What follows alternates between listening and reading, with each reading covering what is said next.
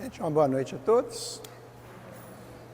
É com muita alegria que estamos aqui hoje para dar continuidade, junto com vocês, da nossa reflexão em torno desse tema central: mediunidade, influência espiritual e obsessão.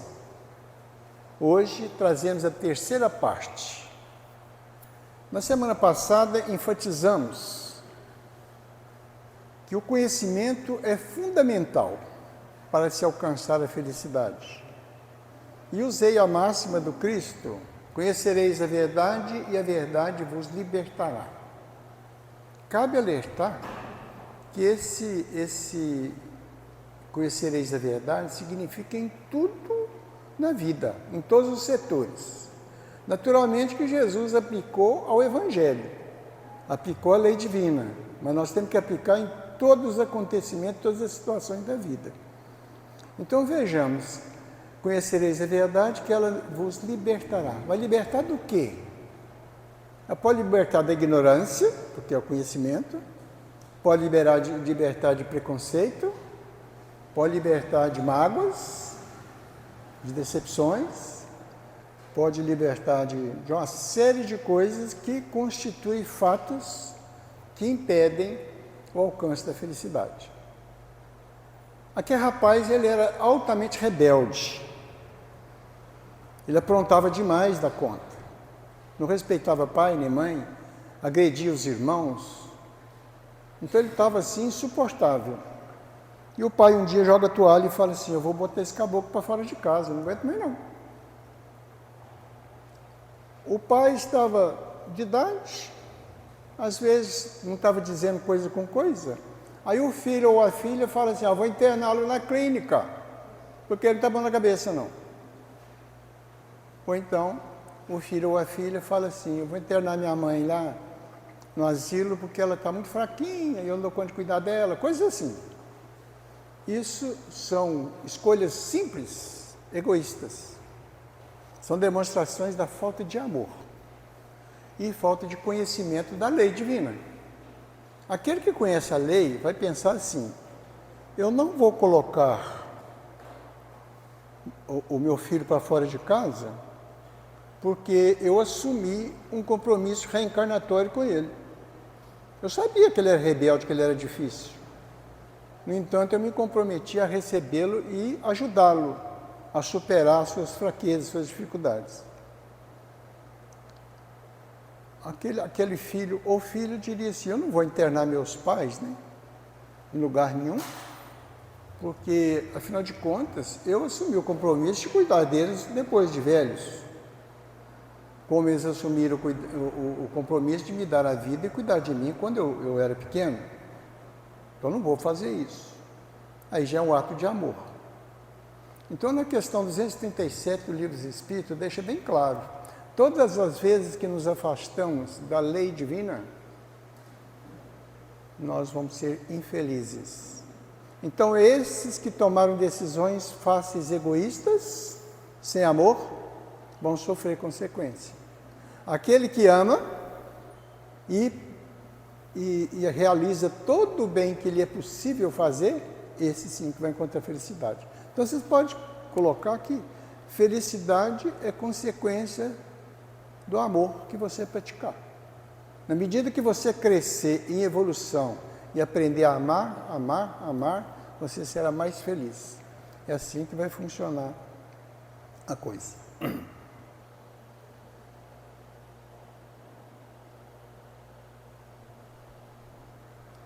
O corpo espiritual, nós estávamos falando isso aí, o perispírito, Então, o que acontece? O corpo espiritual não é a mente, ele é o espelho da mente. O espírito pensa assim: eu sou isso. Essa ideia predomina no corpo mental e ele marca, registra isso no corpo físico. O perispírito, que é o corpo espiritual, ele não é a memória. Ali não está a memória. Ele é o espelho da memória. A memória está lá, associada com o corpo espiritual e o espírito, está ali. Aí o que acontece?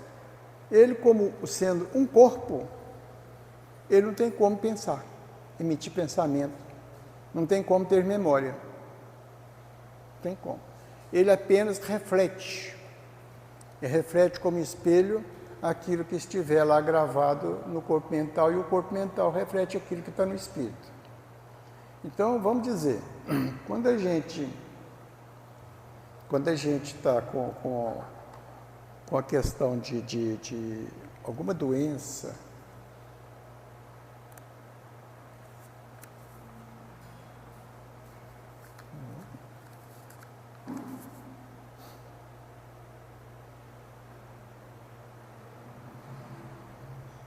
quando a gente olha aquelas figuras que, pinturas de alma depois da morte, o que nós vamos ver de lá? Almas desnudas. Por quê? Que ninguém chega do lado de lá levando com ele os títulos. Lá nós somos quem nós somos. E não tem jeito de esconder de ninguém, não. Só de olhar para o nosso perispírito, sabem quem nós somos, o que nós fizemos.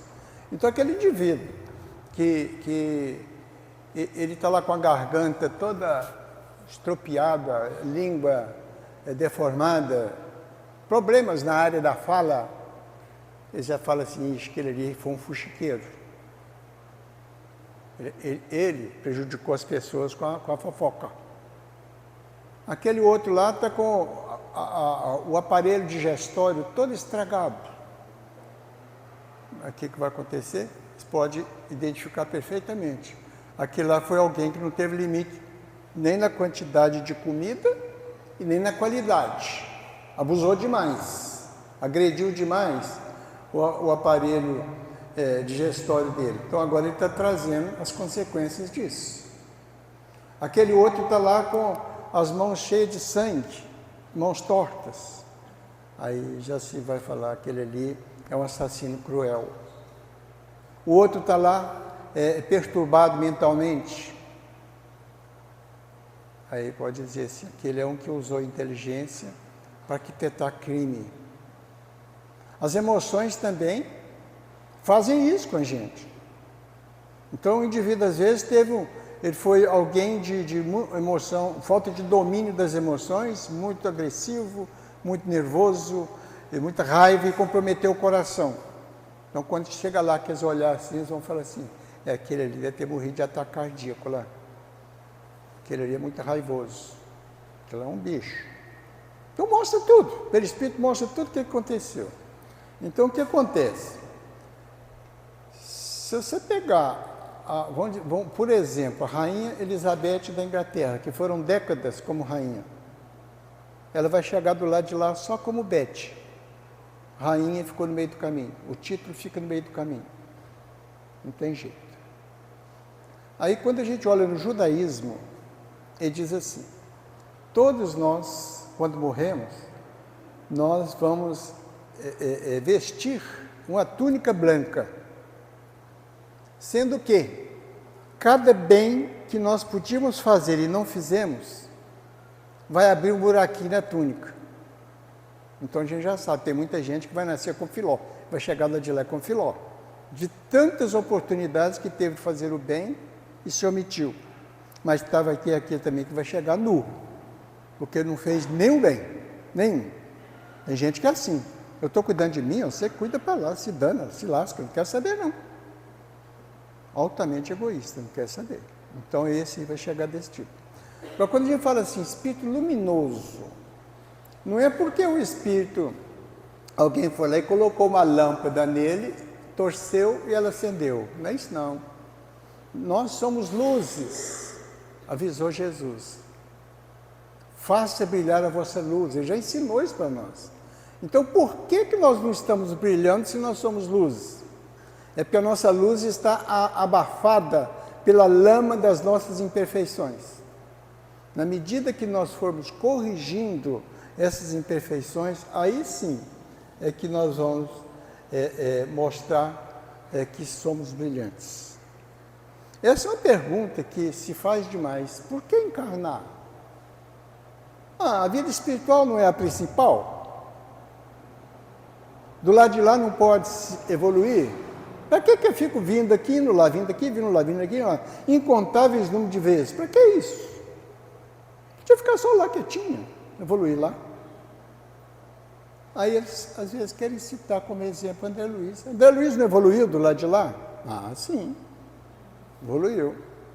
É só a gente observar no livro Nosso Lar como é que foi o histórico dele dentro do consultório médico dele.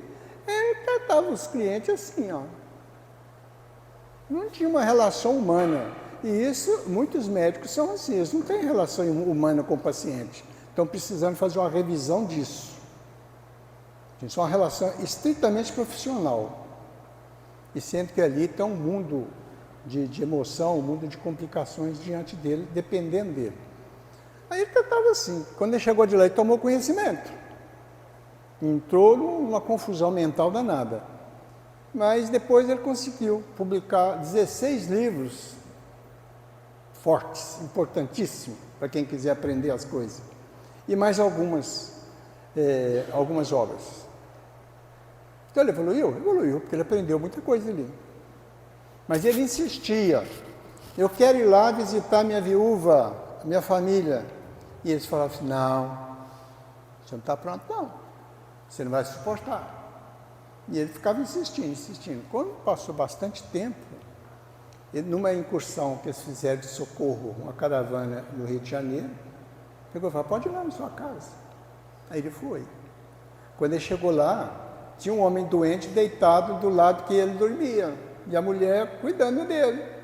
Ele deu um impulso, um acesso de mental ali muito grande, ele ficou todo atrapalhado, de repulsa. Repulsa, não foi fácil para ele não. Aí chega Narcisa, ele se dizia médico e Narcisa se dizia enfermeira. E ela faz um acolhimento ali, prepara um material para ser frutificado para dar para o homem, até ele foi curado. Mas aí, um toquezinho dela, ele compreendeu a importância que aquele indivíduo teve cuidando da viúva e dos filhos. Então aí fica a história. Ele evoluiu um pouquinho? Evoluiu. Mas como é que ele se comportaria se ele estivesse numa cidade grande e tivesse que enfrentar uma fila de uma sopa, enfrentar uma fila de ônibus, uma fila de banco, uma fila qualquer confusão que uma cidade grande cria para a gente, e ele não tivesse numa posição assim de destaque, tivesse dificuldades para alcançar aquilo, como é que ele ia se comportar? Então a gente tem que ver que esse lado de lá é um momento teórico. Aqui é o momento prático. Então lá a gente aprende. Ok, quando a gente vem aqui para confirmar, realmente aprendi? Ah, aí que tá. Então vamos imaginar o seguinte, eu gosto de usar um exemplo, a televisão. Eles gostam mais de ficar passando receitinha de bolo lá, de comida. Então você está assistindo como fazer um bolo. Aí você anota a receita toda direitinho e tal. É a parte teórica. Ah, agora eu sei, agora vou lá para a cozinha. Você vai lá tentar fazer. Se deu certo, significa que você aprendeu. Então aquele bolo não é problema mais, você já sabe.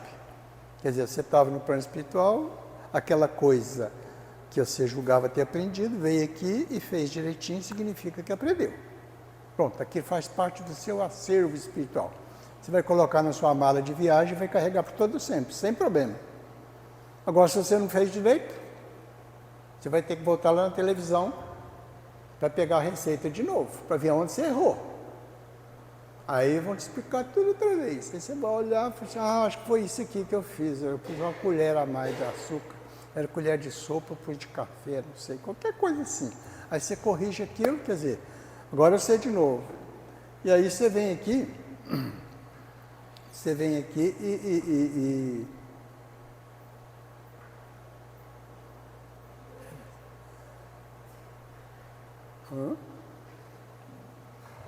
aí o que acontece? Você pega e vem aqui para ver se realmente aprendeu. Se não aprendeu, vai voltar, quantas vezes for preciso. E é interessante que muitas coisas a gente fica assim, eu não sei porque esse trem repete demais comigo. Repete. Então fique sabendo, é porque você não aprendeu a lição. Muitas vezes do lado de lá a gente pede paciência. Ah é? Aí Deus manda chato, manda circunstância aborrecida para sua vida. Aí o chato vai lá e aperta a campainha de sua casa, você fala, e que acabou que aborrecia demais, vou atender não. Aí não atende, ele pega e vai embora de cabeça baixa e fala assim, nossa, ele está fazendo pouco caso de mim, não quer conversar comigo mais não. Aí ele some. Você fala, até que enfim eu fiquei livre. Aí vai aparecer um chato pior que aquele. Até o dia que você tiver paciência com as pessoas, você pediu paciência. Então se vira. Eles vão mandar um punhado de desafio para você aprender a paciência. Isso aí é como exemplo. Então, para que a gente reencarna então? A gente reencarna primeiro para esquecer o que eu fiz para os outros. Segundo, para esquecer o que os outros fizeram para mim. E terceiro, os outros esquecerem o que eu fiz para eles. E aí o que acontece? Esse esquecer quer dizer conciliar. Eu tive lá um desentendimento com alguém, agora eu vou encontrar com ele dentro do lar, na família, principalmente ali, para conciliar. Na hora que eu tiver conciliado aquilo, eu vou estabelecer um laço de afeto e automaticamente aquele desentendimento que houve lá atrás acaba. Esqueceu. Não existe mais. Né? Então, do lado eu coloquei a figura. A importância do culto do Evangelho no lar. Além de muitas outras, essa é mais um benefício. Ajudar que haja harmonia, entendimento, um bom relacionamento entre aquelas pessoas que estão dentro do lar, que muitas vezes estão ali para se conciliar. E em torno do Evangelho vai ser mais fácil.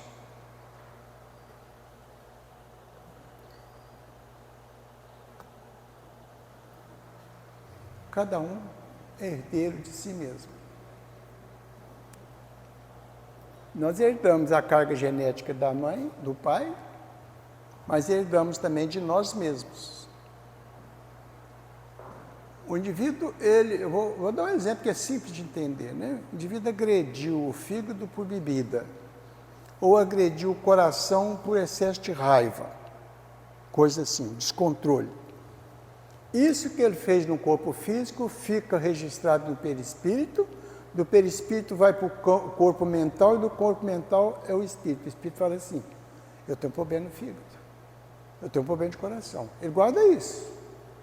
Aí ele vai nascer de novo. Na hora que ele for nascer de novo, o que acontece?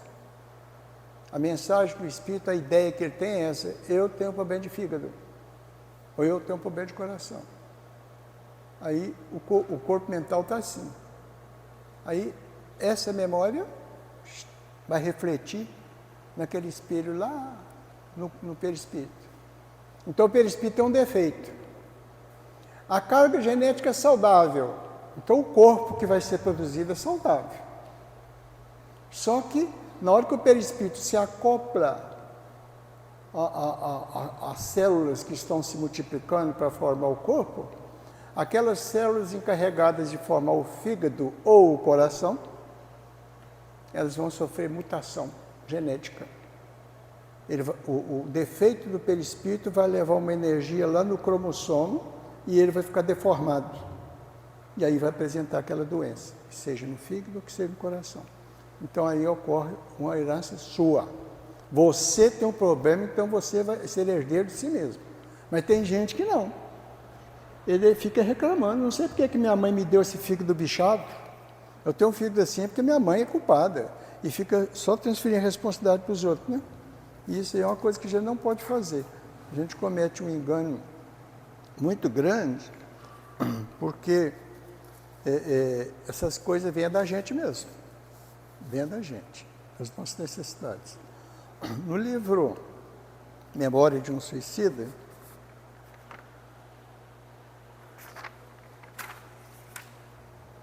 ele destaca casos que o suicídio foi tão agressivo, a pessoa ficou tão perturbada,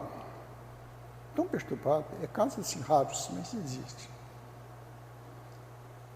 que ele não pode ficar do lado de lá, esperando até ajustar para poder reencarnar naturalmente. Senão vai ficar muito tempo. Aí eles providenciam uma reencarnação que se chama imediata. Não, ele vai nascer. Nasce e vive só um tiquinho. Um corpo todo problemático, todo sequelado. Então como é que vem? Aquela hora, igual eu falei do fígado, na hora que o perispírito ele se acoplar a um corpo sadio, o corpo todo vai ficar sequelado conforme foi a sequela que houve anteriormente no suicídio. Só que o corpo está sadio. Eu falei assim, o perispírito ele imprime a marca dele no corpo físico, mas o corpo físico também imprime no perispírito. Então o corpo vai imprimir características saudáveis. Aí vai aliviar um pouco a sequela do perispírito. Fazendo isso em várias encarnações, vai e volta, aí chega o momento que ele já está pronto para nascer, realmente ter uma vida normal, e aí ele acertar o caminho dele.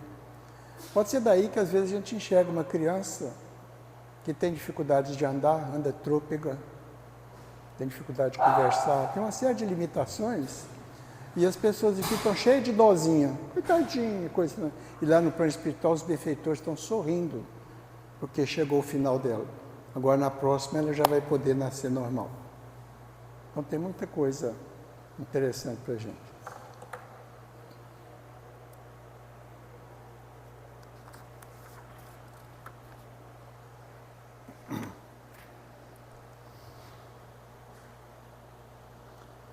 Lei de justiça, amor e caridade. Vocês lembram que eu falei que se não tiver amor, não vai ter felicidade.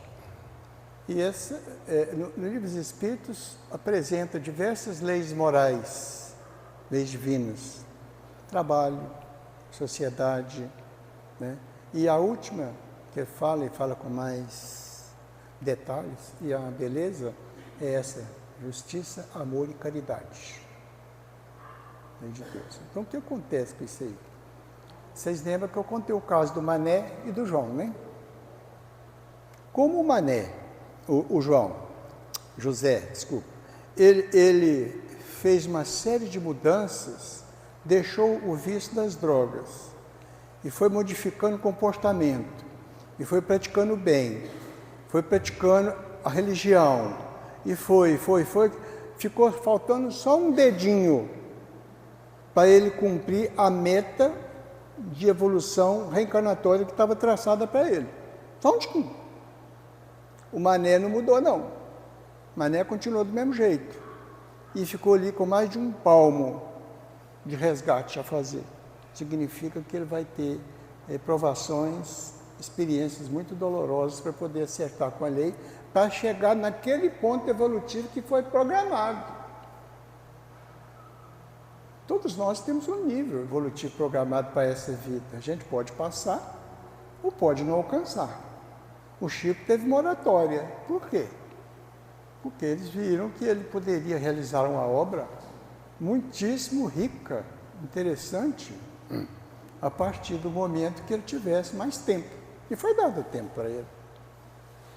Todos nós poderemos ter um pouquinho de moratória a partir do momento que a gente se dispuser a realmente entrar nessa área do amor e na área da prática do bem, né?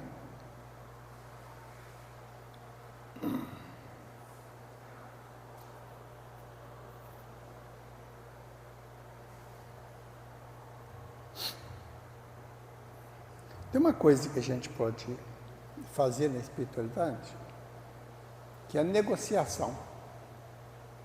Isso aqui eu achei interessante, mas nós estamos no nosso histórico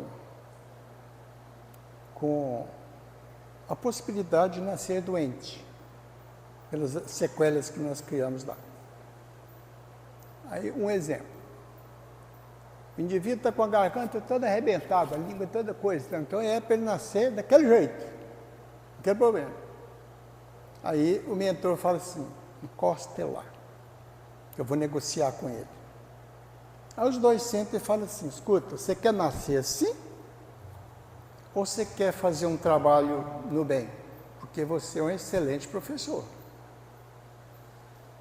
E falhou numa área que ele é craque.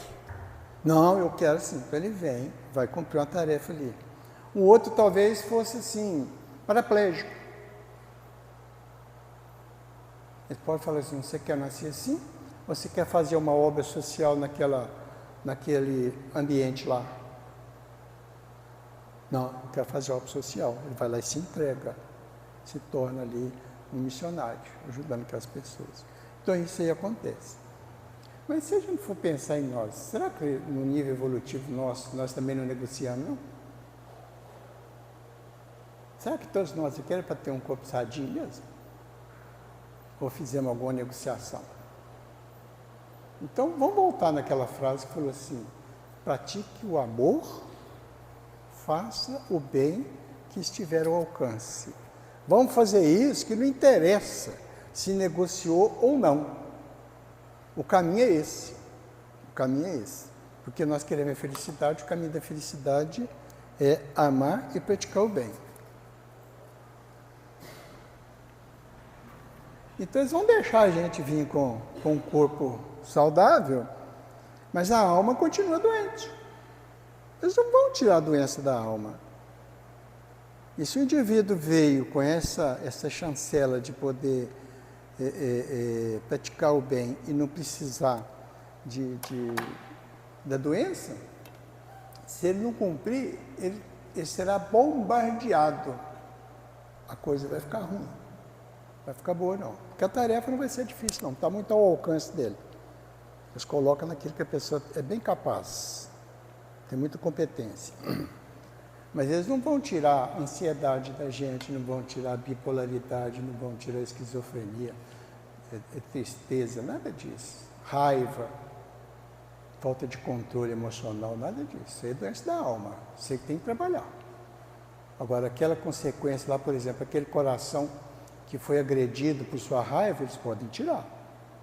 Você agora vai com o coração sadio para você fazer isso, isso, assim, assim. Mas ele vai ter que aprender a controlar a raiva. Se ele não controlar a raiva, ele pode ser bombardeado de novo. Né? Agora, nem toda doença tem causa no passado. Que até ali nós falamos de causas do passado, né? Agressões que foram feitas numa existência, agrediu o corpo, foi para o perispírito, foi para o corpo mental, ficou lá no espírito e na outra encarnação ela volta. Nem todas. Tem doenças que são missionárias. Vocês já pensaram isso? A pessoa tem limitações, muitas limitações. Pode pouco, fisicamente, mas faz muito. E a irmã Dulce, ela tinha um pulmão só, fraquinha. E o sonho dela era dormir numa cama, ela não podia. Ela dormia só sentada numa poltrona. E ela fez um trabalho de caridade muito grande lá na Bahia. O Chico, cego do olho, o outro sangrava. Olha a obra que ele fez. Divaldo Franco tem angina. A Ivone do Amaral Pereira, que é um baluarte também da doutrina espírita, foi ela a médium que contribuiu para a escrita do livro Memória do Suicídio, que não é uma obra fácil, é pesada.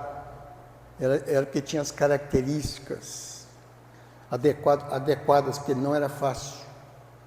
O trabalho que foi feito através dela e outros livros. Fantástica a obra dela. Ela marca passo. Então a gente vai vendo o seguinte, muitas pessoas que tinham limitações construíram uma obra que beneficia muitas vezes até a humanidade. Dando exemplo que é possível fazermos do pouco o muito. É possível. A gente tem que querer, tem que ter vontade, tem que perseverar, dedicar nisso. Quem conhece a escrita Braille?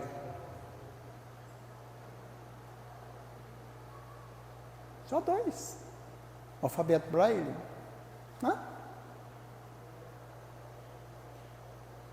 Então, se um cego pedir para você assim, como é que eu faço para ler alguma coisa? Você tem que falar com ele para procurar aprender o alfabeto Braille e comprar obras em Braille. Braille foi um menino de 3 anos de idade que estava brincando com ferramentas do pai, o pai mexia com couro, e aí ele furou o olho infeccionou, ficou cego, depois infeccionou o outro e ficou cego do outro.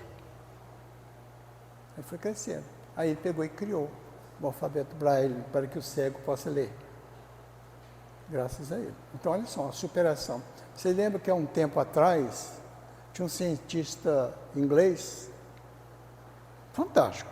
Ele criou aparelhos que ele deitava com a caneta na boca assim, ó. A televisão na frente, ele se comunicava, continuou fazendo pesquisas, coisas de profunda matemática, de física, uma inteligência incrível. E deixou uma herança de conhecimento. Agora, quantos que tem o pé está inchado e ele fala, não, você não dá conta de andar, não. Ai, meu Deus do céu, ai, que coisa. Qualquer coisinha está choramingando, fazendo uma coisa terrível, que é lamentação.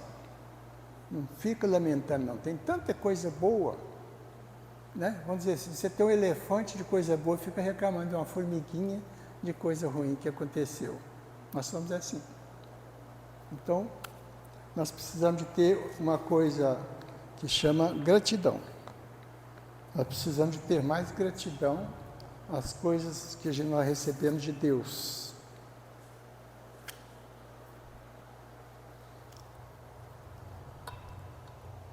É o que eu queria trazer para vocês hoje, dessa parte. Nós encerramos hoje essa primeira etapa, né, de 3. Eu estou fazendo a fundação da casa, viu? Fundação da casa. Depois a gente colocar as primeiras paredes até o telhado. Eu quero levar mais ou menos nesse esquema que eu estou mostrando para vocês, para ficar uma coisa prática que vocês possam refletir e lá no dia a dia da vida vocês poderem tomar decisão. Na hora que a gente fechar a obsessão, vocês vão virar professor disso na prática.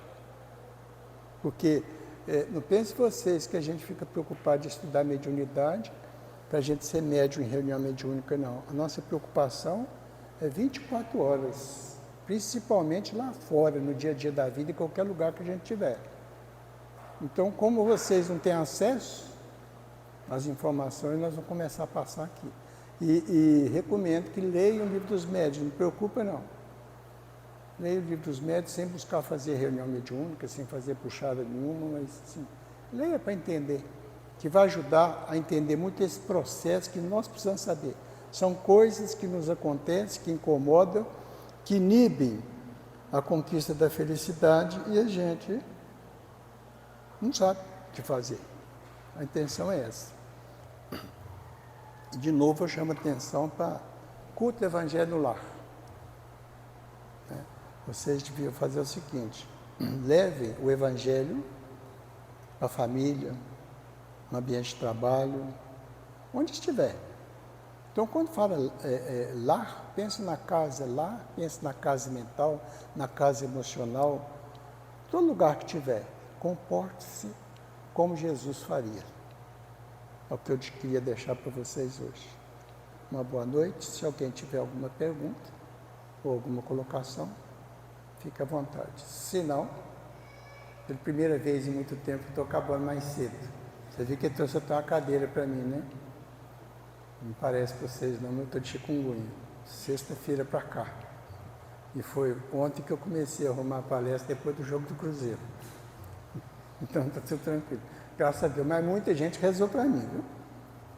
Muita gente. Se não fosse as pressas, não tinha jeito não. Uma boa noite. Muita paz.